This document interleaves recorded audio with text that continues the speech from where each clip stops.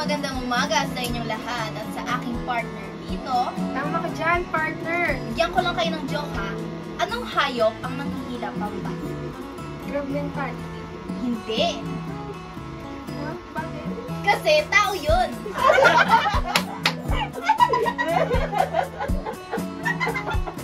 So, hindi na tayo magpapatumpik-tumpik pa.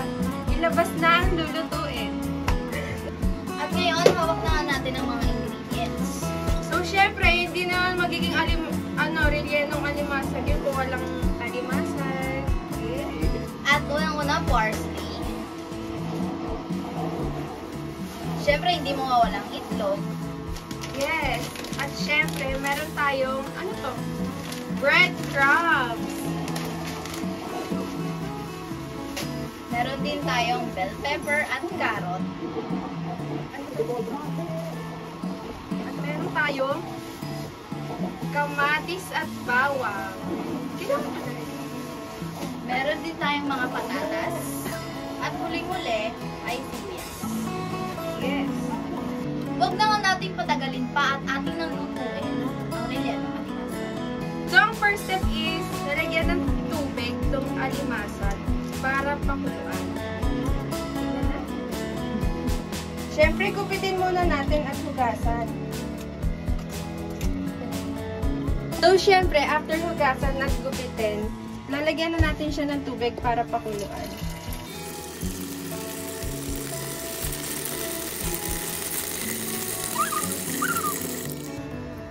At isasalang na natin siya.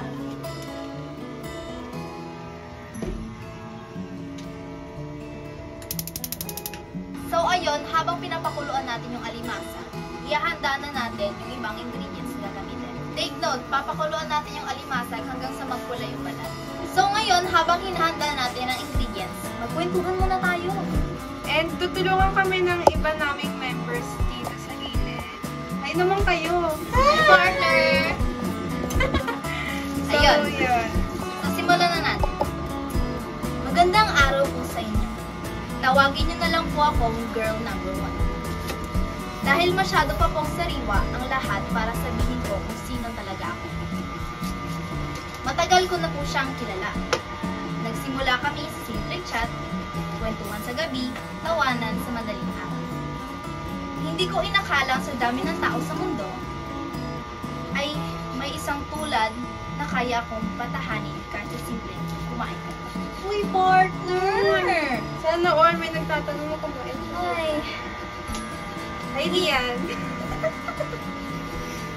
hindi kami opisyal, pero araw-araw niya akong pinaparamdam na espesyal ako.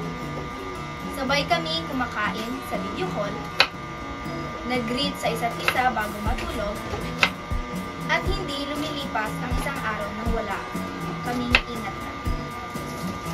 Pero, unti-unti nagbago siya. Nagsimula sa busy lang ako, hanggang sa sorry, nakatulog ako. Sakit. Grabe naman yon. Hanggang sa wala na. Ako pa rin ang nagte-text. Ako pa rin ang naghihintay. Hanggang sa isang araw, nakita ko na lang na may kasama na siyang iba. Ay, grabe naman Paano yun, kung sa'yo partner. nangyari? Ay nako, dapat iwan agad-agad yan. Hindi pwedeng tinotolerate niyang ganyan. Yes, dapat di na nagbebeg. Tama.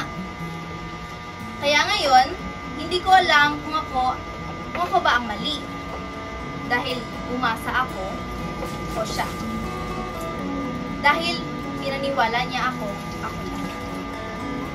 Paano po ba makakalimot ang isang tao hindi naman naging akin? Pero binigay ko ng buong puso. Anong masasabi mo, partner, sa kanyang story? Kasi alam mo, medyo complicated, di ba? Masasabi ko lang is, huwag kang mag-settle for less kasi hindi naman deserve ng tao ng love ng girl kung ganun yung ginagawa niya. Yun lang. At huwag din tayong papadala sa motibo, lalo na kung binibigay niya lang. Dahil gusto Yes, niya. tama. Iiyak ko. Wait lang guys. Ano ba, naiiyak ba tayo dahil sa may naghihiwa ng sibuyas o talagang nakakaiyak ang kanyang story? Medyo both. Sige. So guys, tapos na pakuluan yung alimasag. Kaya yung mga kasama na namin yung mag-aasikaso. Kasi may chika bells daw si Alisa. Ayun. So, magbabasa ulit tayo ng mga anonymous stories. So, itong mga story na ito, no, parang hugot talaga sa puso. Nagsimula lang kami sa simpleng kulitan sa chat. Like dito, cartoon, tags sa memes, good morning text, at gabi-gabing, ingat ka ha, tulog ka na. Sabi niya, wala raw siyang nililigawan. Ako lang daw yung nakakausap niya ng ganito. Minsan, tinatawag pa akong baby. Kahit hindi ko naman siya jowa. Uy, wala ba kayong label? Sa ganon. Tinanong ko minsan, anong tawag mo sa akin? Sabi niya, ikaw, special ka. Kaya ayun, umasa ako. Akala ko, may patutunguhan. Akala ko, ako ang pipiliin. Hanggang sa isang araw, may pinost siyang picture kasama ang girlfriend niya. Sa caption, finally, official. Walang pasabi, walang paliwanag, walang susuri, kailangan lang sorry. Pinaasa ako sa motibong hindi naman pala totoo. Akala ko, ako yung tinatawag ko. Yun pala, ako lang yung libre niyang katext habang wala pa yun. Oh, partner, parang naalala ko yung sitwasyon ko dyan ah.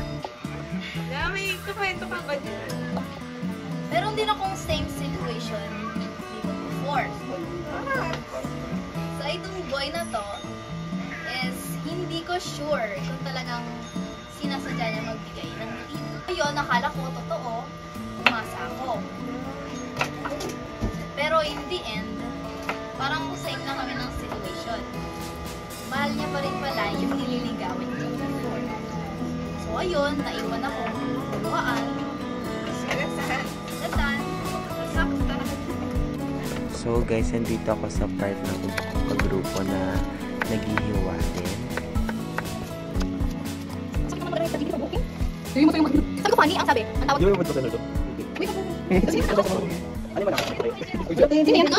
As you can see naman, is sinatanggal namin yung crab meat.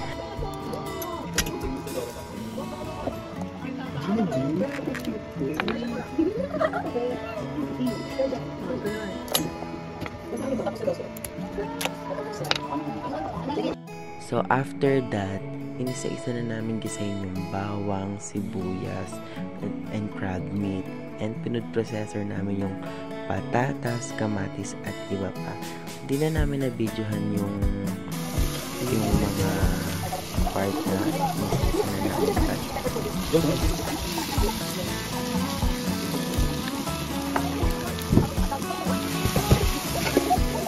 After mag-isa lahat, yung mga naluto, ilalagay na natin siya sa crab shell para after ng natin siya ilagay sa crab shell is ipiprito natin siya.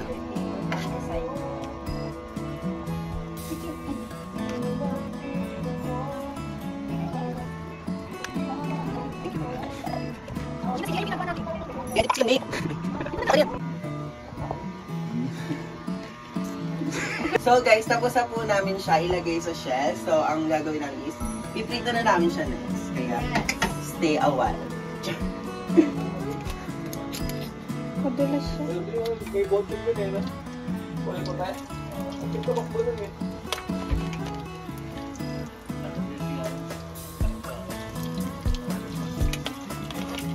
So ayun guys, piniprito na namin siya.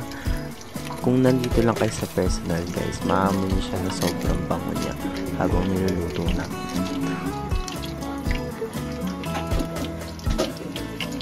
Galing.